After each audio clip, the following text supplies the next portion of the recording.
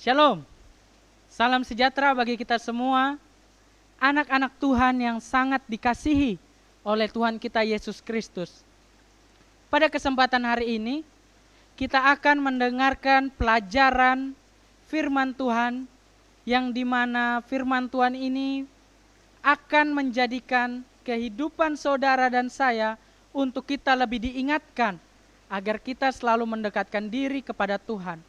Sebelum kita memasuki pelajaran firman Tuhan, kita undang Roh Suci dengan kita berdoa. Bapa kami yang di surga, terpujilah nama-Mu ya Tuhan. Oleh karena kasih karunia dan kebaikan-Mu, kami umat-umat-Mu pada saat ini akan belajar dan mendengarkan akan firman-Mu. Berbicaralah Tuhan, berkati kami sebagai pendengar maupun pembawa firman Tuhan, agar apa yang kami dengarkan dan kami bawakan, itu semua berkenan di hadapan-Mu. Terima kasih ya Tuhan, dalam nama Yesus kami sudah berdoa. Amin. Salam sejahtera kembali saya ucapkan kepada saudara-saudari yang ada dimanapun. Baik yang saat ini sedang bekerja, baik yang saat ini sedang belajar, maupun mungkin ada saudara-saudara yang sedang bersantai-santai di rumah, atau bahkan mungkin ada saudara yang sedang sakit. Saya doakan ketika saudara mendengarkan firman Tuhan pada saat ini, saudara akan merasakan berkat sukacita yang berasal dari surga.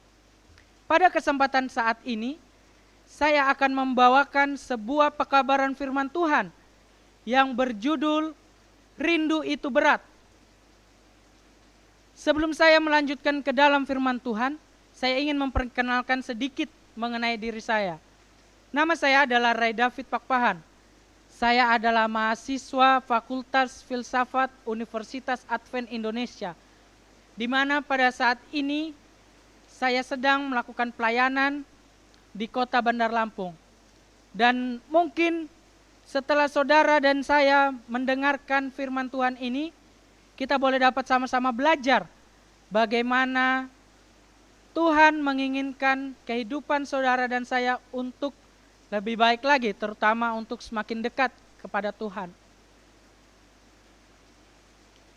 Menurut Kamus Besar Bahasa Indonesia, arti kata rindu adalah sangat ingin dan berharap benar terhadap sesuatu.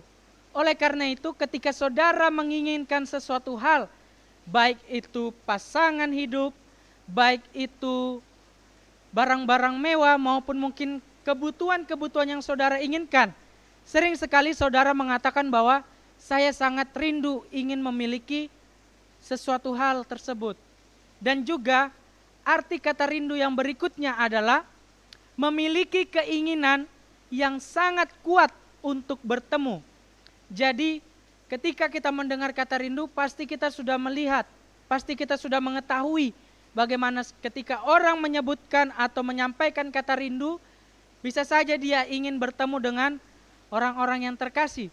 Apalagi pada saat ini, di masa pandemi ini, banyak sekali orang yang sangat merasakan rindu.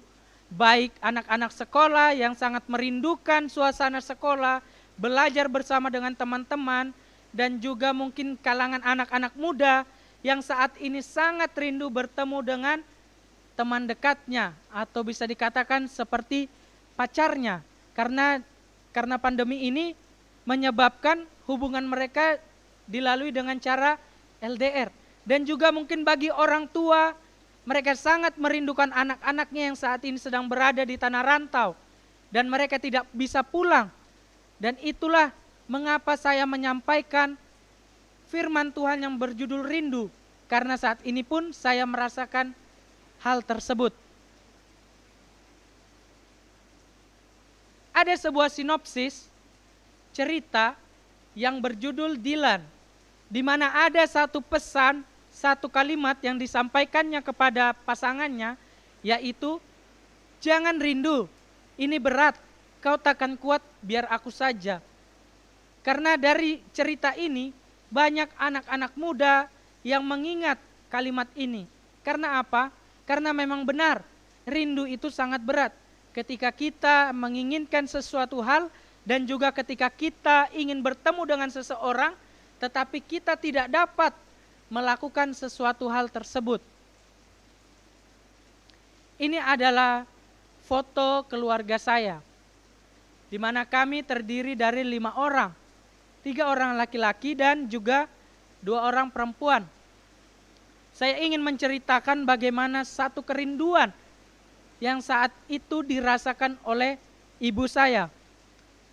Oleh karena saya hidup di dalam lingkungan anak-anak jalanan, karena pada saat saya duduk di bangku sekolah, dari SD sampai saya SMA, saya hidup di lingkungan yang mungkin bisa dikatakan mempengaruhi saya sangat luar biasa.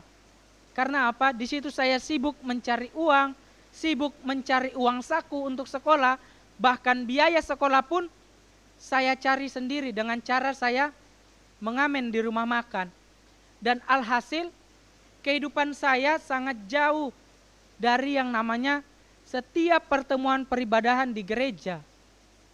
Setiap ada pertemuan ibadah pada saat Rabu malam, saya bukannya pergi ke gereja, tetapi saya pergi ke suatu tempat yang membuat saya tidak jadi beribadah. Demikian juga pada hari Sabat. Kami diantar ke gereja, tetapi setelah saya mengantarkan adik saya ke dalam gereja, saya pun keluar untuk kembali bersama-sama dengan teman-teman saya yang pada saat itu bersama-sama dengan saya dalam dunia yang dikatakan nakal-nakal remaja. Dan saya sering sekali jatuh ke dalam godaan dan juga sering melakukan dosa. Alhasil, ibu saya adalah orang yang sangat berperan penting di dalam kehidupan saya, terutama ketika saya melakukan pertobatan di dalam diri saya. Karena apa? Pada suatu hari ada pertemuan kelompok pembelajaran Alkitab. Di situ saya diminta untuk saya membawakan firman Tuhan. Meskipun saya sama sekali jarang ke gereja dan saya tidak pernah membawakan firman Tuhan, kami sudah diberikan satu kertas yang berisi tentang firman Tuhan tersebut. Dan saat itu saya datang, seperti biasa ada urutan-urutan tata ibadah. Tiba di masa di mana tata ibadah itu masuk ke dalam permintaan doa dan kesaksian. Di situ ada seorang ayah, seorang bapak-bapak penatua gereja, dia katakan kepada saya, "Oh ini Ray Pakpahan yang sering diminta oleh ibunya, baik melalui pesan, baik melalui pertemuan peribadahan, untuk selalu didoakan agar menjadi anak yang lebih baik, anak yang menurut kepada orang tua, terlebih kepada Tuhan." Di situ saya merasa tercengang, saya merasa seperti saya tertegur. Karena apa? Ternyata kehidupan yang saya jalani, meskipun itu menyenangkan diri saya, pribadi saya, ternyata itu sangat menyakiti dan menjadi pergumulan yang luar biasa bagi ibu saya. Akhirnya setelah saya mendengarkan kata-kata tersebut, setelah selesai berdoa, tibalah waktu di mana saya membawakan firman Tuhan. Selang waktu saya membawakan firman Tuhan, ada seorang ibu berkata, "Sepertinya pembawaan dari firman Tuhan yang dibawakan kamu sudah sangat cocok agar kamu boleh dapat menjadi seorang pendeta atau pelayan Tuhan." Di situ saya mungkin hanya berpikir untuk sekedar mendengar, masuk telinga kiri, keluar telinga kanan. Jadi saya tidak terlalu memikirkannya.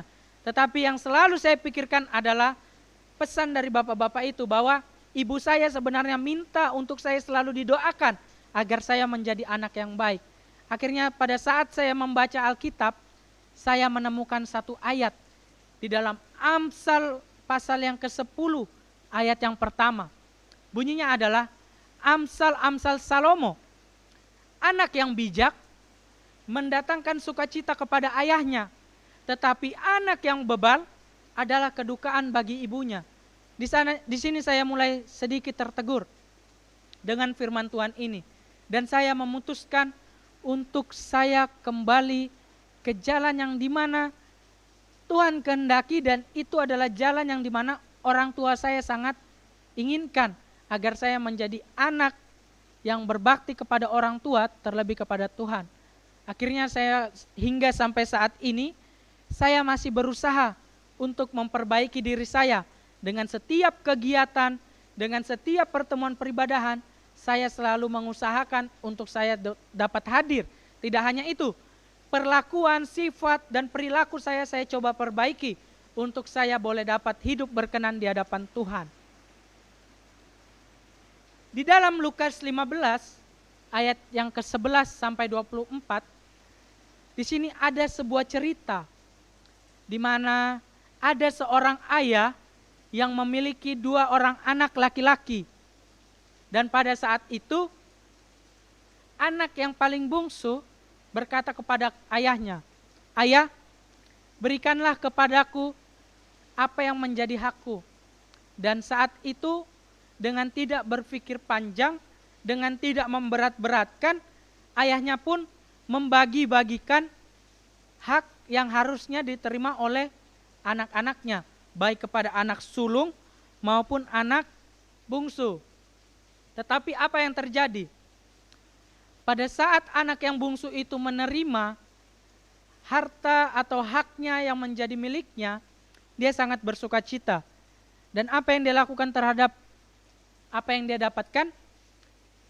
Dia menjual seluruh kepunyaannya, lalu pergi ke tempat yang jauh dari rumahnya. Dia pergi ke negeri yang jauh, dan dia menghabiskan, memboroskan apa yang dia punya itu dengan cara hidup yang berfoya-foya. Dia habiskan barang yang menjadi miliknya, harta yang menjadi miliknya, dan pada saat itu terjadilah bencana kelaparan di negeri tersebut. Setelah harta miliknya habis, dia pun menjadi seorang yang terlantar. Dia tidak memiliki harta, dia tidak memiliki uang, bahkan untuk makan pun dia tidak memilikinya. Jadi dia pergi ke suatu tempat untuk menemui seorang tuan, di mana tuan ini memberikan dia sebuah pekerjaan. Pekerjaannya adalah menjaga kawanan babi yang dimiliki oleh tuan tersebut. Dia akhirnya bekerja karena rasa lapar di dalam dirinya. Mungkin dia sudah beberapa hari tidak makan. Akhirnya dia melihat ada semangkuk makanan babi yang terhidang di situ. Dia pun mencoba ingin memakannya. Tetapi apa yang terjadi? Orang-orang yang berada di sekitarnya tidak ada yang mau memberikan makanan tersebut kepadanya. Karena ya seperti kita berpikir bahwa tidak mungkin manusia memakan makanan hewan. Dan demikian juga yang dilakukan oleh orang-orang yang berada di sekitar anak tersebut. Akhirnya ketika orang-orang pergi, dia pun menyendiri di dalam kandang babi tersebut.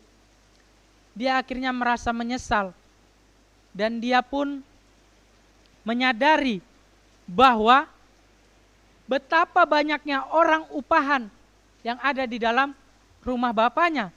Dan di situ orang upahnya tersebut selalu tercukupi akan makanan. Tetapi kenapa dia yang adalah anak dari bapaknya malah hampir mati kelaparan di suatu tempat. Akhirnya dia pun merasa menyesal pada saat itu. Dia menyesal, dia ingin kembali ke rumah bapaknya. Tetapi dengan satu pesan yang ada di dalam dirinya, bahwa dia tidak ingin, dia menyadari bahwa dia tidak akan dianggap lagi sebagai anak dari bapaknya. Dan singkat cerita, dia pun berjalan ke rumah bapaknya. Tetapi dari jauh, ketika ayahnya melihat bagaimana kondisi anaknya ini, dengan rasa ingin bertemu, dengan rasa rindu yang sangat berat, dia pun lari menjumpai anaknya tersebut. Ketika didapatinya anaknya tersebut, dia rangkul, dia peluk, bahkan dia cium anaknya tersebut. Meskipun mungkin keadaan yang dialami oleh anaknya seperti kita bilang anak-anak yang berada di luar sana yang tidak diurus oleh orang tuanya. Celananya rusak, bajunya lusuh, dan mungkin seperti orang-orang yang tidak terurus. Tetapi ayahnya ini tetap mengasihinya. Dan pada saat ayahnya menciumi dan memeluknya, anak ini berkata, "Bapa, aku telah berdosa terhadap sorga dan terhadap Bapa. Aku tidak layak lagi disebutkan sebagai anak Bapa." Ini adalah suatu penyesalan dari anaknya. Ini adalah suatu bentuk sadar diri yang dimiliki oleh anaknya. Karena dia sadar bahwa apa yang telah dilakukannya itu sudah sangat salah. Dan bahkan dia berpikir bahwa itu telah mengecewakan bapaknya. Tetapi apa yang dikatakan oleh bapaknya itu? Dia berkata kepada hamba-hambanya, "Lekaslah, bawa kemari jubah yang terbaik. Pakaikanlah itu kepadanya dan kenakanlah cincin pada jarinya dan sepatu pada kakinya. Ambillah anak lembu tambun itu dan sembelilah dia, dan marilah kita makan dan bersukacita." Lihat, bapaknya sama sekali tidak memiliki rasa benci terhadap anaknya. Bapaknya ini sama sekali tidak merasa kecewa dengan apa yang dilakukan anaknya. Tetapi dia malah sangat merasakan sukacita ketika melihat anaknya ini kembali kepadanya. Dan di mana cerita ini saya ingin membagikan satu pelajaran bahwa sifat dan karakter anak yang hilang itu sama dengan sifat dan karakter dari kita manusia. Apakah sifat dan karakter anak yang hilang itu yang sama dengan manusia? Yang pertama adalah datang kepada Tuhan pada saat ingin memiliki sesuatu. Inilah sifat dan karakter yang dimiliki oleh anaknya. Karena apa? Dia sangat mengingini harta yang menjadi haknya. Ketika dia minta, dia datang kepada bapaknya, bapaknya ini memberikannya. Bapaknya ini langsung membagi-bagikannya, baik kepada anak sulung maupun kepada anak bungsu yang memintanya ini. Dan demikian juga kita sebagai umat-umat manusia, umat-umat Tuhan, anak-anak Yesus Kristus. Sering sekali ketika kita hidup di dalam pergumulan, kita sangat rajin berdoa kepada Tuhan. Kita sangat rajin untuk datang kepada Tuhan, meminta dengan sungguh-sungguh apa yang sangat kita rindukan, apa yang sangat kita inginkan. Contohnya seperti pekerjaan, seperti kendaraan yang mungkin dapat membantu kita, apalagi pada saat ini kendaraan sangat dibutuhkan, apalagi dengan media-media internet sekarang kita sangat membutuhkan yang namanya handphone atau gadget yang bagus, atau mungkin laptop bagi anak-anak kuliah, dan sering sekali kita datang kepada Tuhan untuk meminta apa yang kita inginkan. Dan yang kedua, sifat dan karakter anak yang hilang ini yang sama dengan manusia adalah sesudah mendapatkannya lupa dengan Tuhan sebagai pemberi dan menggunakannya untuk hal-hal yang tidak berkenan di hadapan Tuhan.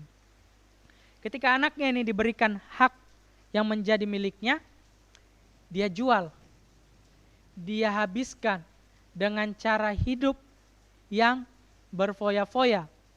Dia lupa akan bapaknya.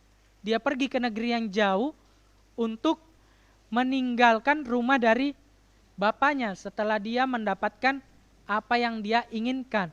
Dan demikian juga dengan kita, umat-umat Tuhan. Ketika kita hidup bergumul, kita sangat rajin berdoa. Kita sangat rajin berpuasa. Tetapi setelah Tuhan menjawab, Tuhan memberikan apa yang kita minta, apa yang kita butuhkan, kita sering sekali lupa kepada Tuhan. Kita selalu pergi, bahkan di setiap pertemuan peribadahan, kita tidak pernah hadir. Karena apa? Karena kita sudah merasa cukup dengan apa yang kita miliki pada saat itu. Dan bahkan ketika kita mendapatkan hal tersebut, kita menggunakannya untuk hal-hal yang tidak berkenan di hadapan Tuhan. Bisa saja saudara diberikan pekerjaan kepada Tuhan, tetapi ketika saudara mendapatkan hasil dari bekerja itu, saudara malah menghabiskannya. bukan menjadikannya sebagai persembahan yang baik untuk Tuhan, tetapi saudara malah menggunakannya untuk hal-hal duniawi yang tidak penting bagi kemuliaan Tuhan. Lalu apa sifat dan karakter dari anak yang hilang ini yang sama juga dengan manusia? Yang berikutnya adalah sadarkan diri setelah terlalu jauh dari Tuhan dan setelah dihadapkan dengan berbagai pergumulan hidup. Ketika saudara sudah berdoa untuk meminta sesuatu kepada Tuhan, Tuhan berikan, lalu saudara menggunakannya dengan hal-hal yang tidak berkenan kepada Tuhan, bahkan saudara melupakan Tuhan. Saudara dan saya selalu ingat kepada Tuhan kembali ketika kita kembali menjadi orang yang susah. Demikian juga anak-anak ini, anak yang hilang ini.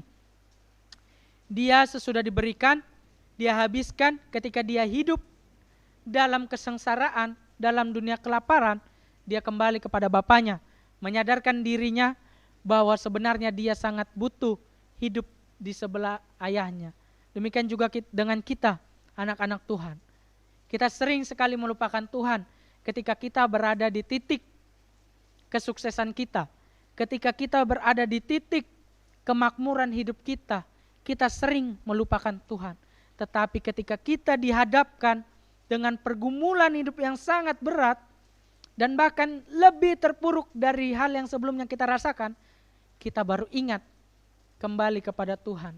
Kita baru mau datang kepada Tuhan dengan keadaan kita yang sangat rusak. Lalu ada sifat dan karakter dari Bapa ini, yang sifat dan karakter itu benar-benar dimiliki oleh Tuhan. Apa sifat dan karakter itu? Yang pertama adalah memberikan apa yang dibutuhkan oleh anak-anaknya.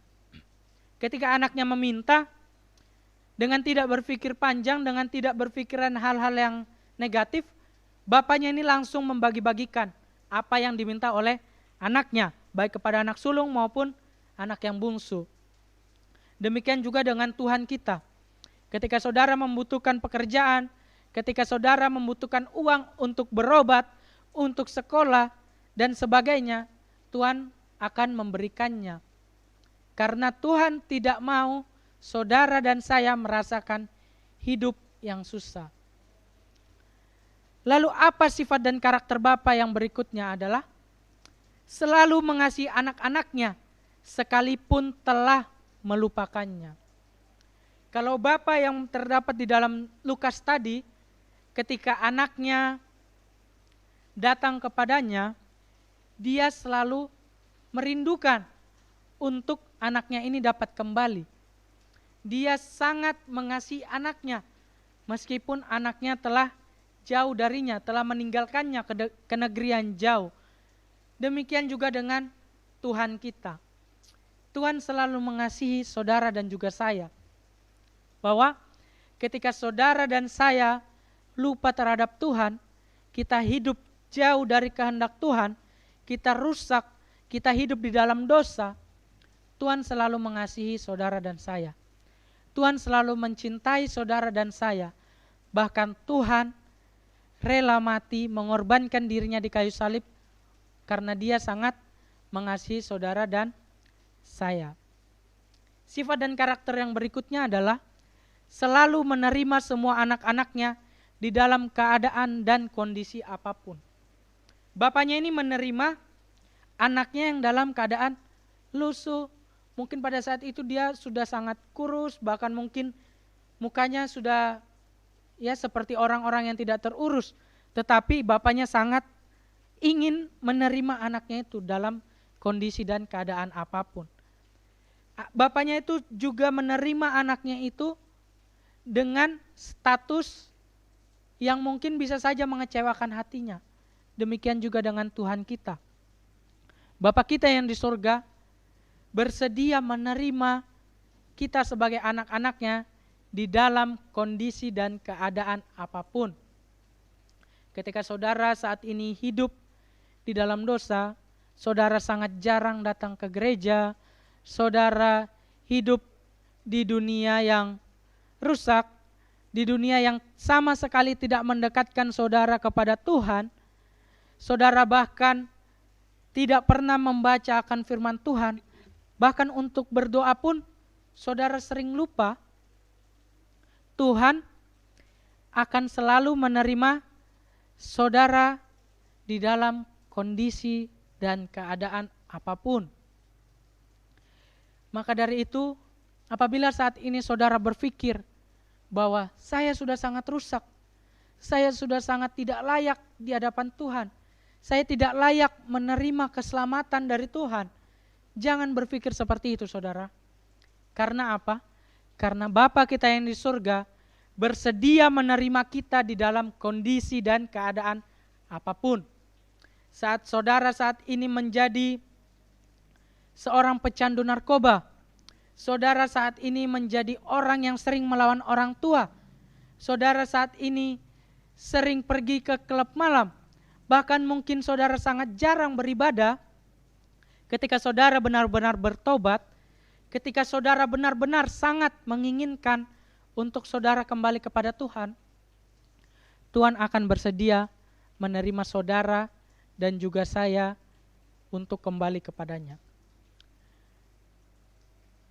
Oleh karena itu saudara, kenapa saya membawakan judul rindu itu berat?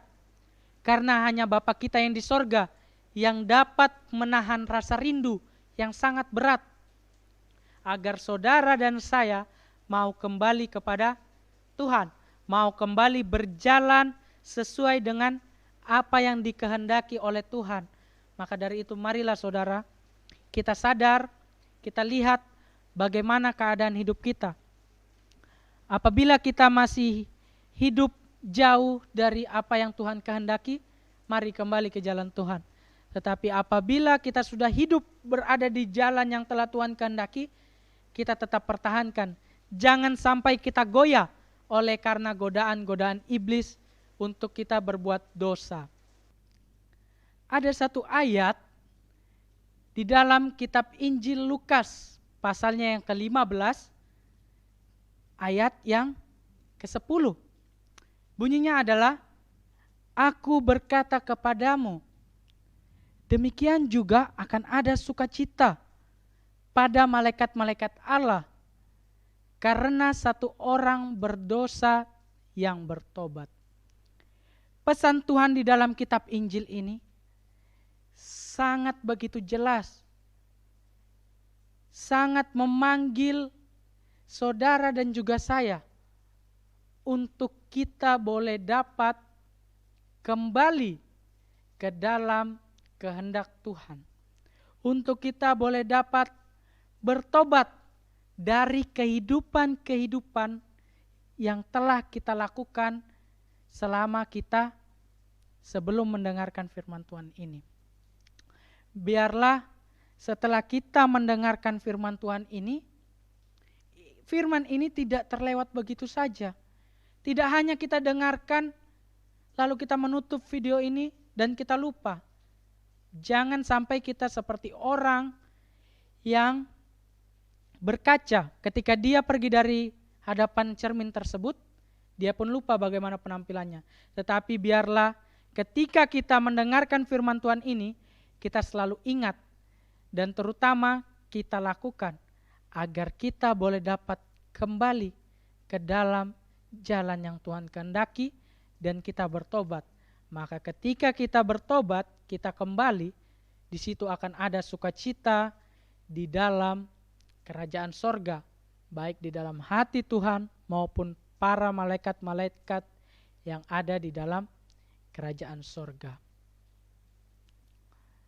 Kiranya firman Tuhan yang saya sampaikan pada saat ini boleh menjadi berkat bagi saudara dan juga saya, agar kita sama-sama belajar bahwa kehidupan kita harus berjalan sesuai dengan kehendak Tuhan. Kita sama-sama menutupnya di dalam doa. Bapa kami yang bertata di dalam kerajaan surga, terima kasih ya Tuhan untuk kebaikan, untuk penyertaan Tuhan di sepanjang kehidupan kami. Hingga pada saat ini ya Bapa, kami telah menyelesaikan mendengarkan firman Tuhan. Kiranya apa yang telah kami dengarkan ini boleh dapat menjadi pelajaran bagi hidup kami, boleh dapat kami renungkan dan terutama kami lakukan di sepanjang kehidupan kami. Kiranya Tuhan memberkati kami di sepanjang perjalanan hidup kami. Kami serahkan hidup kami hanya ke dalam tangan-Mu. Ampuni segala dosa dan pelanggaran yang kami perbuat. Dalam nama Yesus kami sudah berdoa. Amin. Terima kasih saya ucapkan kepada saudara-saudari yang telah menyempatkan diri untuk mendengarkan firman Tuhan ini.